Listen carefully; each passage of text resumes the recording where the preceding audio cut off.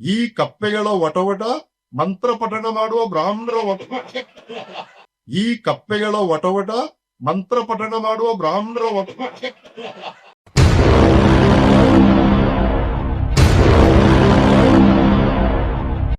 ಅದು ಕಪ್ಪೆ ಒಟ ಹುಟ್ಟೋದಲ್ಲ, ಅದು ಒಂದು ಕಲೆ. ವೇದ ಮಂತ್ರ ಹೇಳೋದು ಒಂದು ಕಲೆಯೇ. ಅದಕ್ಕೆ ಅಪಮಾನ ಮಾಡಬಾರ್ದು ಅವರು.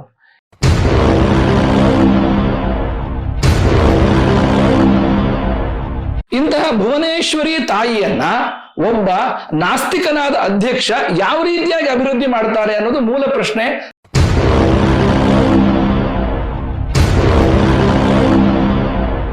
ಯಾವ ಧರ್ಮದವರು ಯಾರೂ ಸ್ವರ್ಗವನ್ನ ನೋಡಿ ಬಂದಿಲ್ಲ. ಸ್ವರ್ಗನ ಕಲ್ಪನೆ ಏನು ಅಂತಂದ್ರೆ ನಾವು ಸದಾಚಾರರಾಗಿರ್ಬೇಕು, ಉತ್ತಮ ಕಾರ್ಯವನ್ನು ಮಾಡಬೇಕು, ಸಮಾಜಕ್ಕೆ ಒಳಿತನ್ನು ಮಾಡಬೇಕು, ಕೆಟ್ಟದ್ದನ್ನ ಬಯಸಬಾರದು, ಧರ್ಮನಿಷ್ಠರಾಗಿರ್ಬೇಕು, ಕರ್ಮನಿಷ್ಠರಾಗಿರ್ಬೇಕು, ಪ್ರಾಮಾಣಿಕವಾಗಿ ಬದುಕಬೇಕು.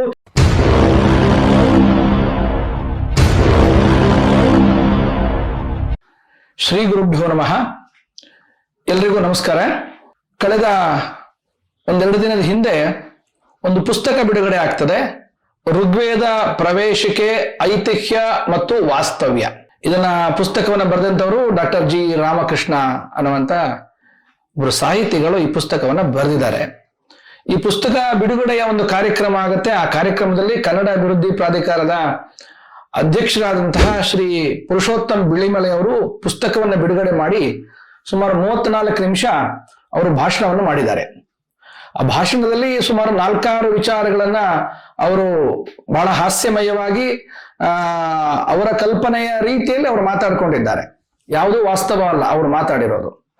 ಅದರಲ್ಲಿ ಬಹಳ ಪ್ರಮುಖವಾದಂತಹ ಒಂದು ವಿಚಾರ ಅಂತಂದ್ರೆ, ಅವರೇನು ಋಗ್ವೇದದ ಒಂದು ಪುಸ್ತಕವನ್ನು ಬರೆದಿದ್ದಾರೆ. ಆ ಋಗ್ವೇದದ ಒಂದು ಪುಸ್ತಕದಲ್ಲಿ ಇರ್ತಕ್ಕಂಥ, ಅಂದ್ರೆ ವೇದದಲ್ಲಿ ಇರ್ತಕ್ಕಂಥ 5ನೇ ಅಷ್ಟಕ, ಒಟ್ಟು ವೇದದಲ್ಲಿ 8 ಅಷ್ಟಕ, 10 ಮಂಡಲ ಇದೆ. 5ನೇ ಅಷ್ಟಕದಲ್ಲಿ ಬರುವಂತ ಒಂದು ವೇದ ಮಂತ್ರ ಮಂಡೂಕ ಸೂಕ್ತ ಅನ್ನುವಂತ ಸೂಕ್ತ ಇದೆ. ವೇದದಲ್ಲಿ ಸಾವಿರಾರು ಸೂಕ್ತಗಳಿದೆ. ಅದ್ರಲ್ಲಿ ಮಂಡೂಕ ಸೂಕ್ತ ಅನ್ನುವಂತ ಒಂದು ಸೂಕ್ತದಲ್ಲಿ ಇರ್ತಕ್ಕಂಥ ಮಂತ್ರವನ್ನ ಉಲ್ಲೇಖ ಮಾಡಿ ಆ ಮಂತ್ರದ ಅರ್ಥವನ್ನ ಅವರು ಬರೆದ ಪುಸ್ತಕ, ಅಂದ್ರೆ ಜಿ ರಾಮಕೃಷ್ಣ ಅವರು ಬರೆದಂತ ಋಗ್ವೇದ ಸಂಬಂಧಪಟ್ಟಂತಹ ಪುಸ್ತಕದಲ್ಲಿರ್ತಕ್ಕಂಥ ಅರ್ಥವನ್ನ ಹೇಳಿ, ಬ್ರಾಹ್ಮಣರು ಮಂತ್ರ ಹೇಳೋದು ಕಪ್ಪೆ ಒಟ್ಟಗುಟ್ಟಿದ ಹಾಗೆ ಅಂತ ಹೇಳಿ ಒಂದು ಹಾಸ್ಯಮಯವಾಗಿ ಮಾತಾಡಿದ್ದಾರೆ. ಅಂದ್ರೆ ಮಂತ್ರ ಹೇಳೋದನ್ನ ಲೇವಡಿ ಮಾಡಿದ್ದಾರೆ ಅವರು. ಈ ವೇದ ಮಂತ್ರ ಹೇಳೋದು ಅಂದ್ರೆ ಸುಮ್ಮನೆ ಬಾಯಿಗೆ ಬಂದ ಹೇಳಿಕ್ ಬರೋದಿಲ್ಲ. ಅದಕ್ಕೆ ಉದಾತ್ತ, ಅನುದಾತ್ತ, ಹ್ರಸ್ವ, ದೀರ್ಘ, ಅಲ್ಪ ಪ್ರಾಣ, ಮಹಾಪ್ರಾಣ ಎಲ್ಲ ಪೂರ್ಣ ತುಂಬಿಸಿ ಹೇಳಿದ್ರೆ ಮಾತ್ರ ಅದು ಪರಿಪೂರ್ಣವಾದಂತ ವೇದ ಆಗ್ತದೆ. ಅದನ್ನ ನಾವು ತಿಳ್ಕೊಂಡಿರ್ಬೇಕು. ಅದು ಕಪ್ಪೆ ಒಟಗುಟ್ಟೋದಲ್ಲ, ಅದು ಒಂದು ಕಲೆ. ವೇದ ಮಂತ್ರ ಹೇಳೋದು ಒಂದು ಕಲೆಯೇ. ಅದಕ್ಕೆ ಅಪಮಾನ ಮಾಡಬಾರ್ದು ಅವರು. ಇಲ್ಲಿ ವಿಚಾರ ಏನು ಅಂತ ಕೇಳಿದ್ರೆ 2 ವಿಚಾರ. ಒಂದು, ಮೂಲ ಪ್ರಶ್ನೆ, ರಾಮಕೃಷ್ಣ ಅವರು ಋಗ್ವೇದದ ಬಗ್ಗೆ ಬರೆದಿರ್ತಕ್ಕಂಥ ಪುಸ್ತಕವನ್ನೇ ನಾವು ಒಪ್ಪೋದಿಲ್ಲ ಮೊದಲನೇದಾಗಿ. ಯಾಕಂದ್ರೆ ವೇದಕ್ಕೆ, ಋಗ್ವೇದಕ್ಕೆ ಭಾಷ್ಯ ಅಂತ ಇದೆ, ಅಂದ್ರೆ ಅರ್ಥ. ಅದನ್ನ ಸಂಸ್ಕೃತದಲ್ಲಿ ಇದ್ದದನ್ನ ಕನ್ನಡದಲ್ಲಿ ಸುಮಾರು 8 ಕೈಪಿಡಿಗಳು. ಇದರಲ್ಲಿ ಋಗ್ವೇದ ಭಾಷ್ಯ, ಭಾಷ್ಯ ಅಂದ್ರೆ ಕನ್ನಡದ ಅರ್ಥ. ಸ್ವಾಮಿ ದಯಾನಂದ ಸರಸ್ವತಿ ಅವರು ಬಹಳ ಅದ್ಭುತವಾಗಿ ಈ ಪುಸ್ತಕವನ್ನ ಕನ್ನಡದಕ್ಕೆ ತರ್ಜುಮೆ ಮಾಡಿದ್ದಾರೆ. ಇದು ಬಹಳ ಉತ್ತಮವಾದಂತ ಒಂದು ಕೈಪಿಡಿ.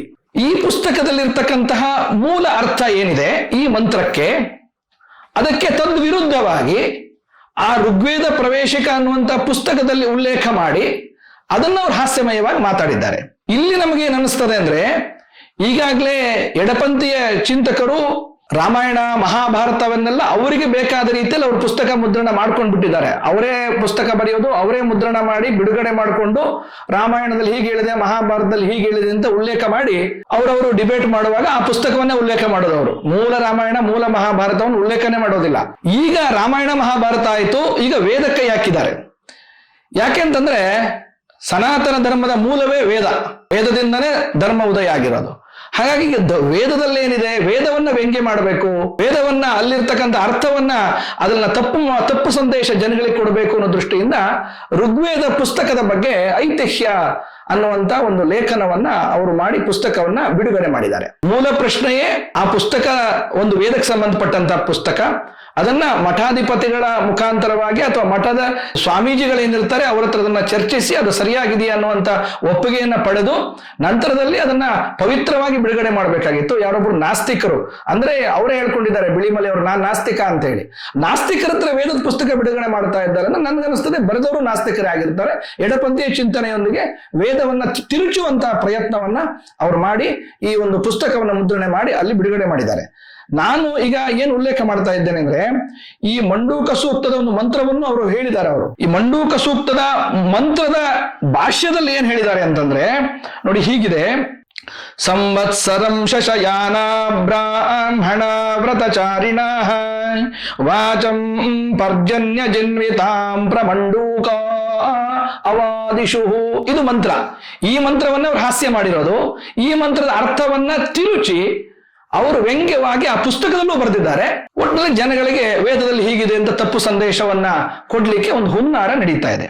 ನೋಡಿ, ಇದರ ಅರ್ಥ ಈ ಪುಸ್ತಕದಲ್ಲಿ ಉಲ್ಲೇಖ ಇರೋದು, ನಾನು ವೈಯಕ್ತಿಕವಾಗಿ ಹೇಳ್ತಾ ಇರೋದಲ್ಲ. ಶ್ರೀಯುತ ಸ್ವಾಮಿ ದಯಾನಂದ ಸರಸ್ವತಿ ಅವರು ಬರೆದಿರ್ತಕ್ಕಂಥ ಅರ್ಥಗರ್ಭಿತವಾದಂತಹ ವೇದ ಭಾಷ್ಯ ಈ ಪುಸ್ತಕದಲ್ಲಿ ಏನಿದೆ ಅಂತ ನಾನು ವಿವರಣೆ ಹೇಳ್ತಾ ಇದ್ದೇನೆ.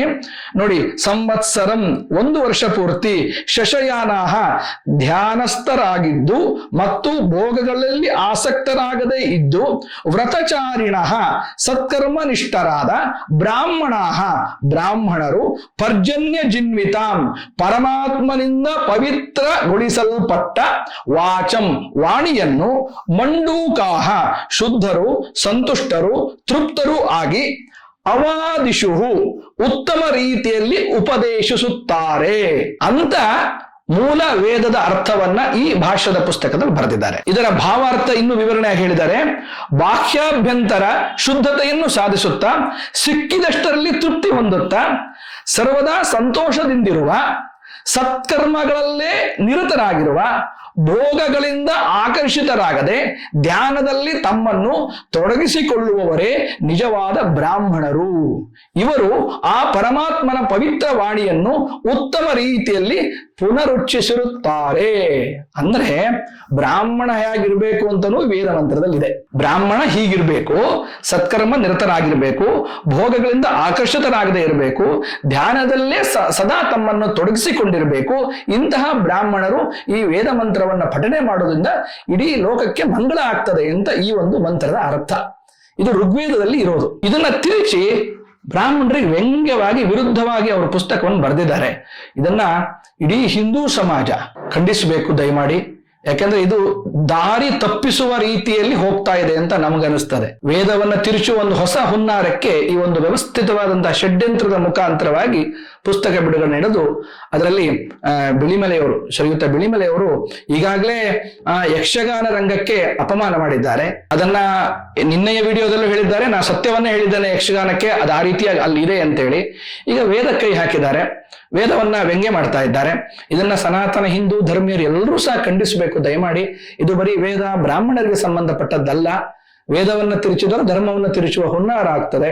ಅದರಿಂದ ಇಡೀ ನಮ್ಮ ಬ್ರಾಹ್ಮಣ ಸಮುದಾಯ, ಅಖಿಲ ಕರ್ನಾಟಕ ಬ್ರಾಹ್ಮಣ ಮಹಾಸಭಾ, ಎಲ್ಲ ಬ್ರಾಹ್ಮಣ ಸಮುದಾಯದ ಉಪ ಪಂಗಡಗಳು, ಸಂಘ ಸಂಸ್ಥೆಯವರು ಹಾಗೂ ಕನ್ನಡ ಪಡ ಸಂಘಟನೆಯವರು, ನಾನು ಕನ್ನಡ ಪಡ ಸಂಘಟನೆಯವರಲ್ಲಿ ವಿನಂತಿ ಮಾಡ್ತೇನೆ. ಏನಂತಂದ್ರೆ, ಕನ್ನಡ ಮಾತೆಯನ್ನ ತಾವೆಲ್ಲರೂ ಸಹ ನವೆಂಬರ್ 1ನೇ ತಾರೀಕು ಪೂಜ್ಯ ಭಾವನೆಯಿಂದ ಕನ್ನಡಾಂಬೆಯ ಫೋಟೋವನ್ನಿಟ್ಟು, ತಾಯಿ ಭುವನೇಶ್ವರಿಯ ಪುತ್ಥಳಿಯನ್ನಿಟ್ಟು ಭುವನೇಶ್ವರಿಯನ್ನ ದೇವಿ ಅಂತ ತಾವೆಲ್ಲ ಪೂಜಿಸ್ತೀರಿ. ನಾವೆಲ್ಲರೂ ಸಹ ಅದನ್ನ ತುಂಬಾ ಮನಃಪೂರ್ವಕವಾಗಿ ಅದನ್ನ ವರ್ಷವಿಡೀ ನಾವು ಆಚರಿಸ್ತೇವೆ. ನವೆಂಬರ್ ತಿಂಗಳು ಪೂರ್ತಿ ನಾವು ಹಬ್ಬವಾಗಿ ಇಟ್ಕೊಂಡಿದ್ದೇವೆ.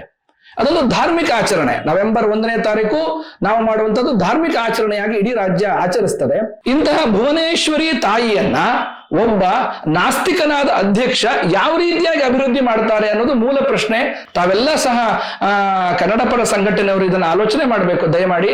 ಇಲ್ಲದೆ ಹೋದ್ರೆ ಅವರು ನಾನು ನಾಸ್ತಿಕ ಅಂತ ಹೇಳ್ಬಾರ್ದು, ಅವ್ರು ಆಸ್ತಿಕರಾಗಿರ್ಬೇಕು. ತಾಯಿ ಭುವನೇಶ್ವರಿಯನ್ನ ನೀವು ಪುಷ್ಪ ಹಾಕಿ ಪೂಜೆ ಮಾಡುವಾಗ ಅವ್ರ ಕೈ ಮುಗಿದಾಗ ಅವ್ರ ಭಾವನೆ ಹೆಂಗ್ ಬರಬೇಕು?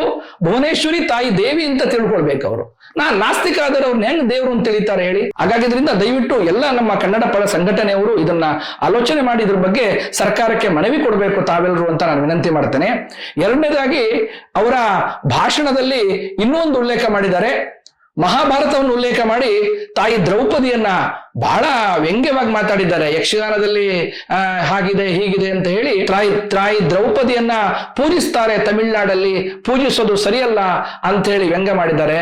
ನೋಡಿ, ಅವ್ರಿಗೆ ಗೊತ್ತಿಲ್ಲ ಬಹುಶಃ ಪ್ರಾಧಿಕಾರದ ಅಧ್ಯಕ್ಷರಿಗೆ, ಕರ್ನಾಟಕದಲ್ಲಿ ಅತ್ಯಂತ ವಿಜೃಂಭಣೆಯಿಂದ ವಿಶ್ವವಿಖ್ಯಾತವಾಗಿ ಬೆಂಗಳೂರಿನಲ್ಲಿ ನಡೀತಕ್ಕಂಥ ಕರಗ ಏನಿದೆ, ಆ ಕರಗದಲ್ಲಿ ಮೂಲ ದೇವತೆಯೇ ದ್ರೌಪದಮ್ಮನ ಪೂಜೆ ಮಾಡುವವರು ವರ್ಷ ಪೂರ್ತಿ ವ್ರತನಿಷ್ಠರಾಗಿದ್ದು ಪೂಜೆಯನ್ನು ಮಾಡ್ತಾರೆ. ಇಡೀ ಹಿಂದೂ ಸಮಾಜ ಅವತ್ತು ಪಾಲ್ಗೊಳ್ತದೆ.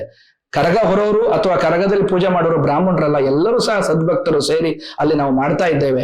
ಅಂತಹ ಕರಗದ ದೇವತೆಯನ್ನು ಅವರು ವ್ಯಂಗ್ಯ ಮಾಡಿದ್ದಾರೆ. ಅಂದ್ರೆ ಅವ್ರ ಪ್ರಕಾರ ದ್ರೌಪದಿ ಪೂಜೆ ಮಾಡೋದೇ ತಪ್ಪು ಅಂತೇಳಿ. ದಯವಿಟ್ಟು ಇದನ್ನ ಗಮನಿಸಬೇಕು.